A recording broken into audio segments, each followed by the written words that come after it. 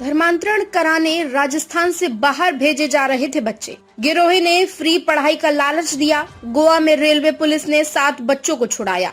Free शिक्षा के बहाने गरीब और आदिवासी बच्चों का धर्मांतरण कराने के लिए राजस्थान से बाहर ले जाने का मामला सामने आया है। गिरोह इन बच्चों को बस से अहमदाबाद और फिर ट्रेन से गोवा लेकर पहुंचा था। गिरोह गोवा से बच्चों को तमिलनाडु ले जाने वाला था, लेकिन उससे पहले ही रेलवे पुलिस ने छुड़ा लिया।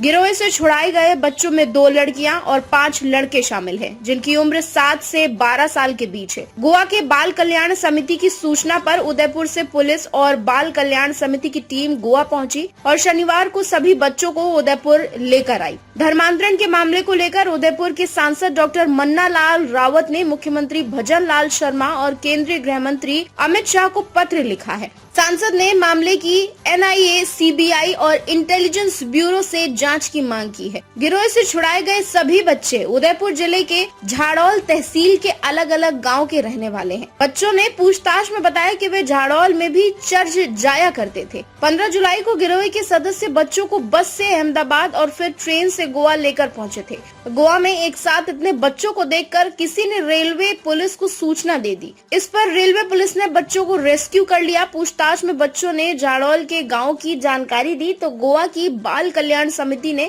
उदयपुर पुलिस और बाल कल्याण समिति को सूचना दी। जांच में सामने आया कि गिरोह पहले भी उदयपुर संभाग से कई बच्चों को तमिलनाडु भेजा जा चुका है। इनमें से 15 बच्चों की जानकारी तो साफ तौर पर मिल चुकी है। उदयपुर लाए जाने के बाद अब इन बच्चों और उनके माता पिता और ग्रामीणों से पूछताछ की जा रही है। बाल कल्याण समिति और पुलिस की जांच के बाद ही बच्चों को उनके माता पिता को सौंपा जाएगा। मामले की जानकारी मिलने पर विश्व हिंदू परिषद के प्रांत मंत्री सुंदर कटारिया और उनकी टीम भी बाल कल्याण समिति पहुंची। पूरे घटनाक्रम की जानकारी लेकर उच्च अधिकारियों को सख्त कार्रवाई के निर्देश दिए हैं। मामले को लेकर उदयपुर सांसद डॉक्टर मन्ना लाल रावत ने केंद्रीय गृह मंत्री और मुख्यमंत्री को लेटर लिखा है। सांसद ने लिखा, इस पूरे खेल के पीछे कथित ईसाई मशीनरियों और एक बड़े नेटवर्क का हाथ सामने आ रहा है। उन्होंने मामले की गंभीरता, बहुस्तरीय साजिश और डिजिटल लेन देन की आशंका को देखते हुए इसकी जांच के लिए SIT के गठन की मांग की है, ताकि इस अंतर्राष्ट्रीय और अंतर्राज्यीय गिरोह का पर्दाफाश हो सके।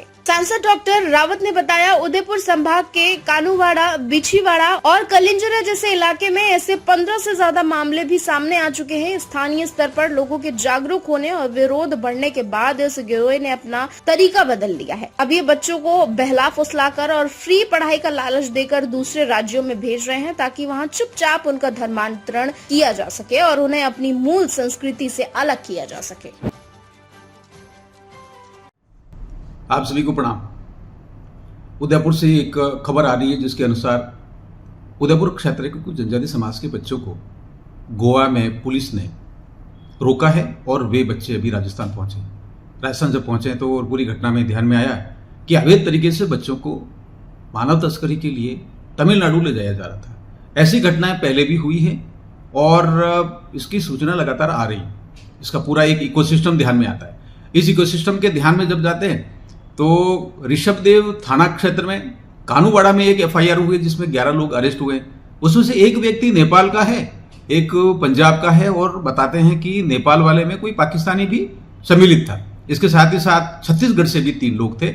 ये लोग क्षेत्र में आते हैं, धर्मांतरण की अवैध गतिविधियां करते हैं, छद्म तरीके से रहते हैं और लोगों में अलगाव पैदा करते हैं। अंततोगत्वा ये विकास की जो गतिविधि है, विकास का जो मार्ग प्रशस्त हो रहा है, उस पूरे तंत्र को रोकने का प्रयास करते हैं, लोगों को गरीब रखने का प्रयास करते हैं, लोभ देते हैं, प्रलोभन देते हैं, पैसे का लेन देन बड़े तरीके से होने की सूचना है। मेरा इसमें आग्रह ये है कि ऐसी कोई और भी चीजें इस ध्यान में आ रही है। पहले भी ऐसी कुछ चीजें हुई। डूंगरपुर में भी एक स्कूल है सेंट पॉल, वहां ऐसी ध्यान में आई। बांसवाड़ा के कलिंजरा में ऐसा एक घटना हुई है और कोई ऐसी भारत नाम के लोग वो भी आते हैं और कट्टरता की तरफ बात करते हैं, लोगों को भड़काते हैं, संविधान के विरोध ले जाते हैं। अब वो दुखद चीज ये है कि कानूवाड़ा में राजस्थान के एक राजनीतिक दल का एक बड़ा नेता गया और वो कहता है धर्मांतरण अधिकार है। मुझे लगता है ये बहुत बड़ा पाप है। साथ ही साथ आदिवासी हिंदू नहीं ऐसा मार्केटिंग करने वाली एक नई पार्टी पैदा हुई है। ये सारे लोग मिलकर विकास की गतिविधियां क्यों रोकना चाहते हैं? जब सरकार शिक्षा, स्वास्थ्य, सड़क, पानी सब कुछ दे रही क्षेत्र में, तो ये बाहर क्यों जा रहे हैं? ऐसा तो नहीं है कहीं कि तमिलनाडु में सनातन डेंगू और मलेरिया है, ऐसे डायलॉग बोले जाते हैं। ये सारा कहां जा रहा है? इसके साथ ही साथ एक ओआरपी नाम का जनगणना में मांग करने वाले लोग भी हैं, आदिवासियों पर आईपीसी लागू नहीं होती है। मुझे लगता है ये पूरा इकोसिस्टम अब रुकना चाहिए और विकास के लिए हम सब जब तैयार हैं, विकसित भारत के लिए, तो फिर उसकी तरफ हम लोग मिलकर आगे बढ़ेंगे। लेकिन इनको रोकना भी तो जरूरी है। इसलिए हमने माननीय केंद्रीय गृह मंत्री जी और राजस्थान के मुख्यमंत्री जी को आग्रह किया कि इसकी एनआईए और सीबीआई जांच होनी चाहिए और डिटेल में जितने भी एजेंसियां हैं वो सारी इस पर जांच करके इसके पड़ताल में जाए, इसके गहनता में जाए, जड़ों तक जाए और इसको रोके, ऐसा आग्रह किया। आप सभी को नमस्कार, जय हिंद, जय भारत।